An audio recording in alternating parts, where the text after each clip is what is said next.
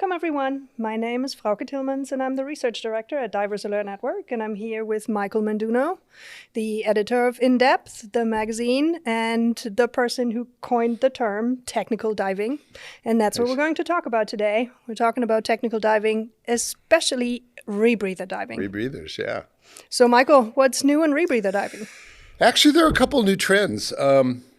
In the last 2 years, there have been multiple new chest-mounted rebreathers. You know, the original sport rebreathers were back-mounted. Our community has pioneered the side-mounted rebreather, I'm pretty sure, not military or commercial. And now people are moving to chest-mount, which is really the original rebreather, right? The oxygen rebreathers. They're doing that for, work of breathing and placement. They're small travel units, so that's happening. We finally are moving into solid-state sensors. The new, Arnie Sieber with Oxygen Scientific has some. Can you explain for the not as experienced rebreather diver what solid state is? We have been using what's called galvanic oxygen sensors. It's basically a little battery that gives a charge based on the amount of oxygen that it senses. They're not so reliable. They're analog. And so most industries have switched to solid-state sensors, which is all digital. It's much more reliable, et cetera. The first of these was introduced to the sport community at Rebreather Forum 3 back in 2012. Poseidon was the first one to have them, but we've been waiting, and they haven't come out until now. So that's a new trend. And I think the third thing that people are working on are, and this is for deeper, longer exploration dives, but rebreather backup. Comes to a point where having open circuit backup is you're just too deep, too far, takes too many bottles. So people are starting to work with dual rebreathers. It's problematic because it adds a lot of task loading and everything else. Yeah, let's pick up that right away. Yeah. So what are some of the challenges in having a backup, a bailout rebreather? Well, so now, in addition to your gas spaces in your loop, in your BCD, et cetera, now you have a whole nother rebreather with another loop that you have to manage going up, going down. So that's part of the problem. Yeah, and I know we've been talking about training for those. Yes. And just like you need training for every single unit, it's difficult to say, well, I have this chest mount and this side mount and this other side mount. And they're different configurations, right? You could have two back mounts, a chest mount and a back mount, just as you're saying, a side mount, two side mounts. So there really isn't a course yet. People are working on them, but so it's still in the do-it-yourself test pilot mode. Right.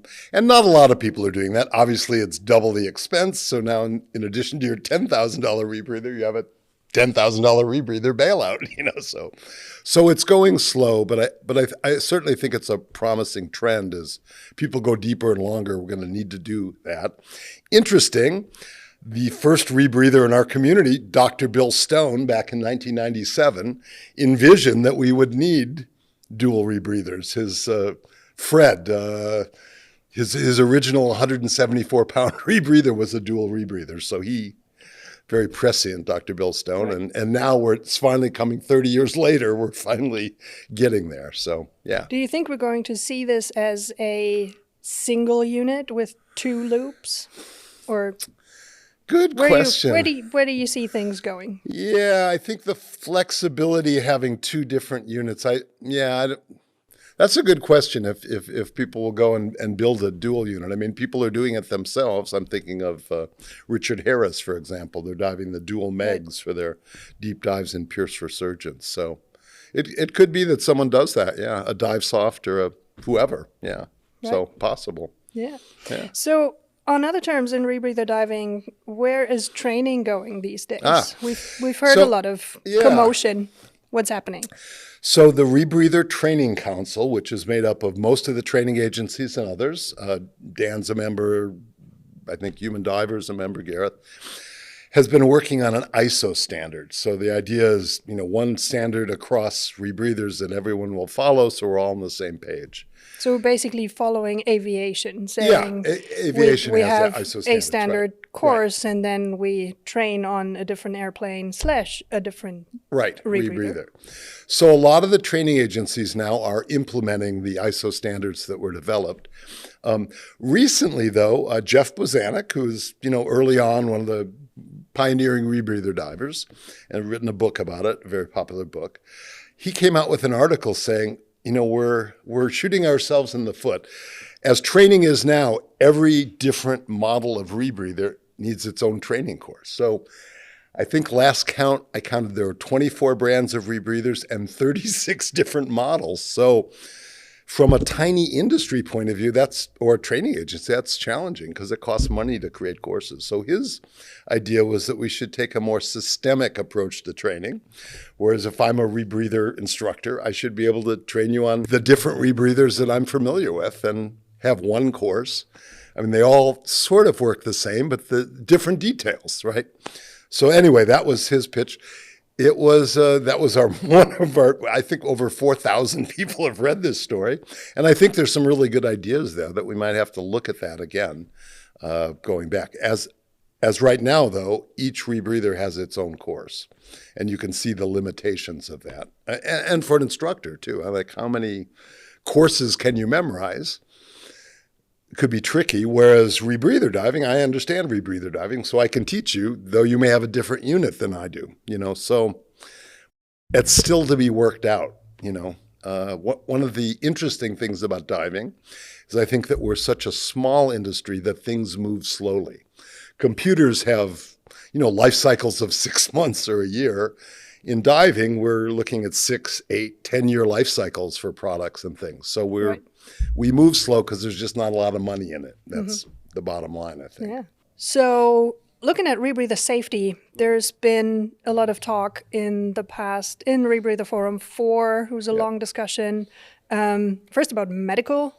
Should people get a medical? Because the rebreather community is not the youngest. Oldish? Oldish. Yeah. Thank you for saying that. I mean, we're both not older than 25. But Good. So that was one. And then the other one was if we face the big 3 H's, the hypoxia, the hyperoxia, the hypercapnia, with a mouthpiece retaining strap or a gag strap. I really don't like calling it that. But the mouthpiece retaining strap, would that change the deal? And why are people so apprehensive about it? Right. So we've heard a lot, and we have done a study. We're working on the data, and Right. it's pretty much, it's all across the board, talking about why they think it is not feasible. So some things are, you can't bail out. Right.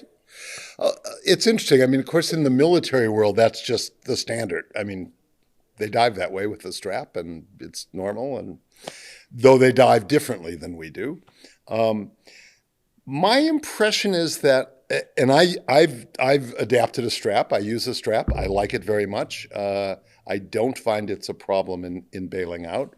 But I think a lot of people have not experienced it ever. So there's opposition to it, but it's not informed opposition. It's, and I think part of the survey that you're doing is looking at that. So I think that'll be really interesting to see. And again, I think people put too much on it. Like, oh my God, I'm going to have this thing taped on. I won't be able to bail out. And it's just, as you know, I think you use the strap as well. I do. It's just not hard. And it has the added benefit of relieving jaw stress. If you have a BOV on your rebreather, which I do, it helps. It just makes it easier, so. Well, that is the point for you. Bailing out with the BOV is extremely easy. Right. But then if you have to bail out and take the whole thing over your head and try to unclip or whatever procedure you've been trained, I think the bottom line is training is needed to use them, and it's currently not incorporated in the training standards. Correct. Do you see that getting incorporated? I think as a group we need to kind of come to more consensus about it. Right now there isn't, right? The people who use them are for them. Most people have never used them, and they're mixed. And then, so I think we need to get further before we say, yes, this is a good thing. The Rebreather Training Council has endorsed it. They have one of their safety initiatives, so they're behind it. They've carefully endorsed it. Carefully. If you read the fine print. Because not all training agencies agree with that, and they don't want it as mandatory, which And ironically, in CE standards, it is mandatory. That's a mandatory piece of gear that should come with your rebreather and part of your training. But so they ship, but whether people use them is another question. Right. And so that, I think on the safety thing, there isn't one element. I mean, that certainly we know of cases where if they had been wearing a mouthpiece, they might be alive today, right? So we know that, but there are other issues, right? I mean, checklists was a big deal. Right. Let's talk about checklists. Yeah. Back at Rebreather Forum 3, that was the big emphasis. Most people didn't do checklists. We had, some of our influences and our heroes saying, the Jill Heiners of the world saying, I use one and you should too. And it feels like we've now gotten to the point where that's accepted and most people do their checklists. Though, if you'll recall from Rebreather Forum 4, we did some surveys and not everybody does it all the time. And some people never do checklists. I mean, it's about 10% or something. Right. Yeah, I know there was an effort to try to figure out to standardize the checklists between units. And there was a lot of confusion between the actual building your rebreather checklist, which I think should really be mandatory. No one's going to check. Because it's complex. I mean, it's complex. 10, 15, 20 steps to assemble your rebreather. But then there's the pre-splash checklist. And that, I think, has come to a really good point with 7 items on it that are... the essential items that you should do before you jump into the water with your rebreather. And we do know that checklists work. We know it from aviation. We know it from medicine. It's really... necessary. I mean, other issues with safety, it's interesting. It's not just that new rebreather divers are dying, right? We have many deaths of experienced rebreather divers, and it's not necessarily that they were doing some incredibly difficult, challenging dive. So there's a complacency element. I'm not sure what to call it, but experienced divers are also subject to risk, like inexperienced divers on the rebreather. Maybe even more so. Maybe. Because you know your unit so well and you've built it hundreds and hundreds of times and you think, okay, I don't need to look at this.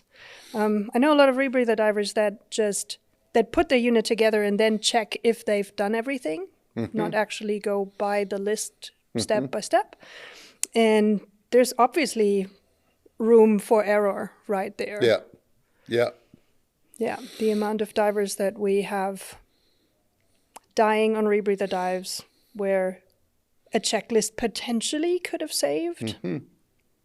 Diver is... And because rebreather technology is just less forgiving. I mean, I've done we all have, right? Stupid... No, never. Jumped in, fins, what feels... Oh, yes, my fins, or whatever it is. Oh, that's stupid. Yeah, but with a rebreather, the little things that an open circuit would be not so bad could be complicated and set up a series of problems in a rebreather. So it takes extra care to deal with it and awareness and everything else. So coming back to that other safety aspect, which is health. Our community is not the healthiest. We all know that. Right. And I'm including everyone in this. Right. How do we get people to take care of themselves? I was amazed at the Rebreather Forum. It was interesting. This was like we spent 45 minutes talking about whether if you're over, was it 40? 45. 45, you should have a cardiac exam every year. And people were arguing with that. And yet, isn't it 30% of fatalities are health-related ballpark? Cardiac's a big one on that. I mean, so I don't know why there's a resistance to that. It seems so the resistance number one, I guess, is if I see a physician, whether that's a cardiologist or not, they can tell me I shouldn't be diving. That's a big one. And I really don't want that. I think and if you don't ask, easier to ask for forgiveness than permission, right? That might be the biggest one. Yeah. And then there's a cost component to that. Depending on what healthcare looks like in the country you're from. And if I remember correctly, right, it's not about you don't need a diving doc to do a cardiac exam. It's just a cardiologist. I mean, it's just the annual checkup that is recommended anyway would suffice to pick up cardiac issues relatively easily early. Yeah. Because didn't we figure on some of our survey work that the average, obviously to be a rebreather diver, you have to have some money because the rebreathers are expensive, the training's expensive, etc. But wasn't the destinations you need them destinations to go for your training? So you're going to lay out some serious, you're going to buy a car, the equivalent of buying a car to get your rebreather and get trained, basically. So our average age is rebreather divers in the 50s. I mean, it's definitely up there. In the 50s. Yeah. Mm-hmm. So if we take military out of it. Right. So we're subject to health issues. So that's a really important component. Yeah. I think part of it is just continuing to talk about it and be aware of it. I mean, in podcasts and videos, in articles, to keep it out there in front of people. I think that's important to do, even if we don't have specific answers, right, or simple answers anyway, to improve. So, but if we don't stay on it, we won't improve. So I think it's important to do that. Yeah, definitely. Yeah. What other highlights did you take away from Rebreather Forum 4? What was your favorite? Don't say me. Your talk was Stop it. Yeah, okay. No, you did really well. I think because in Rebreather Forum 3, the takeaway from that was we're not doing so well on safety, right? And Andrew Frauke, Dr. Frauke, had done that analysis. It was the first real analysis of fatalities, figuring that it was probably about a 10-fold risk over open circuit diving, which was significant. So I think the presumption last year at the Rebreather Forum was that things had improved. In fact, we asked people, I asked, how many people think we're doing good? It was more than 50%. But the fact is we aren't really. It hasn't really improved a lot. So, so I think that was an important thing. I thought the whole work on sensor technology, I think that's a promising future. We do it in sports. We all have watches. We monitor our sleep and everything. We should be doing that with diving. What sensor would you be most excited about if it came out tomorrow? Ooh, well, that's a good one. I mean, I certainly would like just my again, when I'm working out and running, I watch my heart, I watch everything. I would like to be able to do that with diving, just to see how my body is responding to diving. I mean, I think the valuable thing with devices are as we record more, we'll get more information that AI can use on decompression, for example, looking at profiles and factors. If we can, have our biological factors in the data set, then at some point we'll have a big enough data set to look at to try to tease out what are the markers for decompression stress. We still don't have good markers. I mean, we have bubbles, but we know they don't correlate 1-to-1 with DCS. Right. There's talk about other, heart rate variability and other things, but nothing has really shown up yet. And so we need that, So I think having more sensors and biological data should help to feed that, I'm thinking, right? We'll hope so. Yeah. Yeah. So I think that part's exciting. Dan Europe device, the Dana Health, where they're, again, monitoring divers while they're diving. I think that's the key. Thermal status, heart status, SpO2, that sort of thing. So, I think I think it's coming, obviously. Walking around the show, people are incorporating more in their watches. I was looking at the new Garmin watch. It's a dive watch, but also with biological information for running and other things. So, so I think that's a promising area for us. Yeah. Last thing, we know that in this technical community where we are genuinely risk aware and know that things can go wrong, there has been a lot of talk now to get rebreathers into the recreational market. Thoughts? Yeah. Well, and this idea has kicked around for quite a while. Again, going back to the prior Rebreather forums and all. The idea, and there was actually the Type R rebreather, the recreational rebreather, which would be simpler and foolproof so that recreational divers could use it. I mean, I think Rebreathers just are a lot more work than open circuit scuba, right? You have to build them, prep them, dive them, and then clean them and unprep them. And I just don't think recreational divers really are up to do that. And, given that our technical community is not doing so well on safety, I think it's probably good that it hasn't been picked up by recreational divers. And I think that's why, because it's a lot of extra work. And for recreational diving, you're already there, right? It's not like I need to go deeper and stay longer. You're just doing no-stop dives to 40 meters. So they don't need a rebreather, but they'll have a lot more work with one. So I think that's why it hasn't really caught on. Even with, photographers, people with some needs, it's caught on some, but in general, I don't think it has. I don't think it will. I think we're a ways from it, yeah. Even with the semi-closed units, which are simpler, they're still 80% of the work of a... Still not foolproof. And not foolproof, yeah. Yeah. So I think it's probably good that it hasn't been picked up, and we probably shouldn't focus on that. And I think people have stopped focusing on that. I mean, Patty and, some of the vendors that aimed at that are not doing that anymore. So, right. Yeah. Okay. Yeah. Anything else that comes to mind that we need to cover now that we have everyone here thinking about rebreathers? Well, I can say I can report some good news. I was just at the Helium Super Summit. This is the gas industry's annual rebreather Helium Summit, looking at helium, and we've just gone through what the industry has called Helium Shortage 4.0. It's the fourth shortage of helium in the last 20 years. Mm-hmm. The situation is helium is a very fragile market. There are only 6 producers produce 80% of the world's helium, and there are only 16 refineries globally that can produce liquid helium, which is how you ship it. So some of those plants were out, and that created the shortage, and so prices spiked. The good news is it's believed that the helium shortage is now over. Are the dive shops going to feel that? Yes. So availability, they'll feel it first in availability, and then pricing. I mean, prices never just fall, right? Because manufacturers don't want to lower their prices, but they'll soften. And I think going forward with more supply, one of the interesting things about helium is you can't store it. It's very difficult to store in large quantities. So if you're producing more than you need, you can't just store it and wait for a day when you need it. There